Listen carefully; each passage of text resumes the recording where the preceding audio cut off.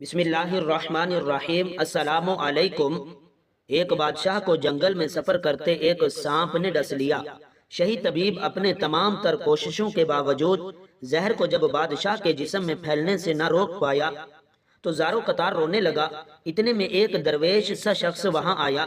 بادشاہ کو زہر کے درد سے تڑپتے ہوئے دیکھا تو ٹانگ پر جہاں سانپ نے کاٹا تھا تھوک دیا اور بھاگ گیا۔ بادشاہ کے سارے ذاتی بادشاہ کی فکر میں تھے، اس لیے دیوانے کی اس حرکت پر کوئی بھی درویش کے پیچھے اسے گرفتار کرنے نہ گیا۔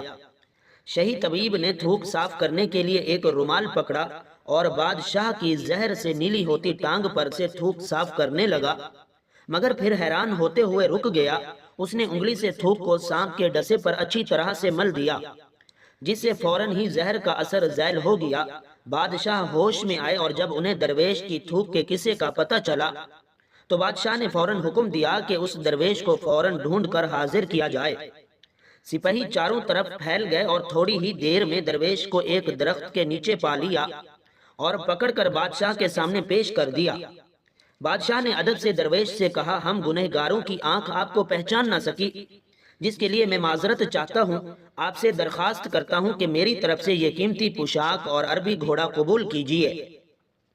درویش نے مسکرا کر بادشاہ کی طرف دیکھا اور بولا، یہ گھوڑا اور پوشاک بہت قیمتی ہے، میں یہ پوشاک پہن کر اس گھوڑے کے لیے گھاس کاٹوں گا تو اچھا نہیں لگوں گا۔ بادشاہ نے کہا، آپ فکر نہ کریں، گھوڑے کے ساتھ خدمت گار بھی دیے جائیں گے۔ درویش بولا، اتنی قیمتی پوشاک، قیمتی گھوڑے اور خادموں کے ساتھ میں رہوں گا کہاں؟ اس دفعہ بادشاہ مسکرایا اور بولا، آپ کے لیے ایک عالی شان رہائش گاہ بھی تعمیر کر دی جائے گی۔ درویش نے پوچھا، اتنے مال و دولت اور خادموں کے ساتھ اس رہائش گاہ میں تنہا رہوں گا؟ بادشاہ، بولو درویش، میری بیٹی شہزادی گلنار کی شادی آپ سے کر دی جائے۔ درویش بولا، اگر آپ نے میری شادی کی تو پھر میرے بچے بھی ہوں گے؟ بادشاہ نے جواب دیا، بالکل ہوں گے، ہماری دعا ہے کہ آپ کو کثیر اولاد ملے۔ درویش بولا، اگر ان بچوں میں سے کسی بچے کو خدا نخواستہ کچھ ہو گیا تو پھر رونا کس کو پڑے گا؟ بادشاہ نے جواب دیا، حضور، اگر خدا نخواستہ ایسا ہوا تو رونا تو پھر آپ کو ہی پڑے گا۔ درویش مسکرا کر بولا، اگر یہ سارا کچھ لے کر مجھے رونا ہی پڑے گا تو بادشاہ سلامت، آپ اپنا گھوڑا، اپنا قیمتی لباس واپس لے لیں۔ میں اپنی درویشی میں خوش ہوں، دل اسی میں لگاؤ جس نے دل بنایا، دنیا میں لگاؤ گے تو آنسو ہی ملیں گے۔ حضرت ابو ہریرہ رضی اللہ تعالیٰ عنہ فرماتے ہیں، ایک بابا جی نبی پاک صلی اللہ علیہ وسلم کی بارگاہ میں آئے اور جب وہ واپس جانے لگے تو میں نے عمر پوچھی تو 96 سال عمر تھی۔ کہتے ہیں بزرگ جب آئے تو اس کی بھویں سفید ہو کے آنکھوں پہ آ گئی تھیں۔ بڑی چھڑی بابا جی نے پکڑی ہوئی تھی اور دونوں ہاتھوں سے پکڑ کر چھڑی کے اوپر جھکے ہوئے تھے۔ جب بزرگ مسجد میں داخل ہوئے تو میرے رسول صلی اللہ علیہ وسلم نے کھڑے ہو کر استقبال فرمایا اور نبی کریم صلی اللہ علیہ وسلم نے آگے بڑھ کر بابا جی کو بازو سے پکڑا اور بٹھایا۔ حضور بیٹھ گئے، کہا، بزرگوں کیسے آئے ہو؟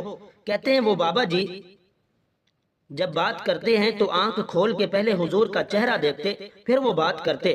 ان کے لب و لہجے کے اندر بڑی پریشانی، بڑی تکلیف، بڑی مایوسی تھی۔ عرض کرنے لگے، یا رسول اللہ، ساری زندگی گناہوں میں بیت گئی ہے، غلطیاں ہی غلطیاں ہیں۔ اے اللہ کے رسول، بڑی لمبی فہرست ہے، گناہ ہی گناہ ہیں، کالے سیاہ دفتر ہیں۔ یا رسول اللہ، جب پلٹ کے دیکھتا ہوں میری نیکی دکھائی نہیں دیتی۔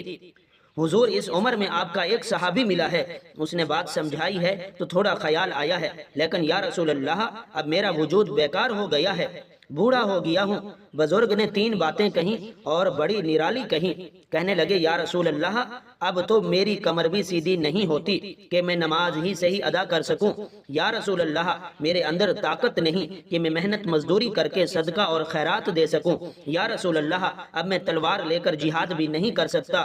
حضور، نہ میں لمبی نمازیں پڑھ سکتا ہوں، نہ میں صدقہ و خیرات کر سکتا ہوں، نہ میں دین کے لیے کوئی جہاد کر سکتا ہوں۔ بیکار وجود ہے، بیکار ہو گیا ہوں اور آج آیا ہوں تو مجھ بیکار کو میرا رب قبول کر لے گا؟ حضرت ابو ہریرہ فرماتے ہیں، جیسے برسات میں بارش کی جھڑی لگتی ہے، محمد مصطفیٰ کی آنکھوں سے جھڑی لگ گئی۔ حضور کھل کے روئے۔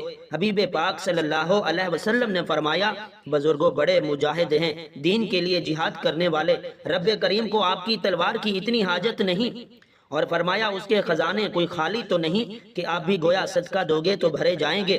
اور فرمایا عبادت رب کریم کی شان میں اضافہ نہیں کرتی، وہ تو بندے کو نفع دیتی ہے۔ بزرگوں، نہ آپ جہاد کریں، نہ صدقات دیں، نہ لمبی نمازیں پڑھیں، آپ صدق کے دل سے آ جائیں، اللہ کے رسول کا وعدہ ہے رب آپ کو بغیر حساب کتاب کے جنت عطا فرما دے گا۔ نبی صلی اللہ علیہ وسلم نے فرمایا بندہ جب رو کے کہتا ہے نا یا اللہ غلطی ہوگی مجھے معاف فرما دے، فرمایا میرا مالک اسے فوراً ہی معاف کر دیتا ہے۔ مزید اس طرح کی اچھی ویڈیوز دیکھنے کے لیے ہمارے چینل کو سبسکرائب کیجئے گا۔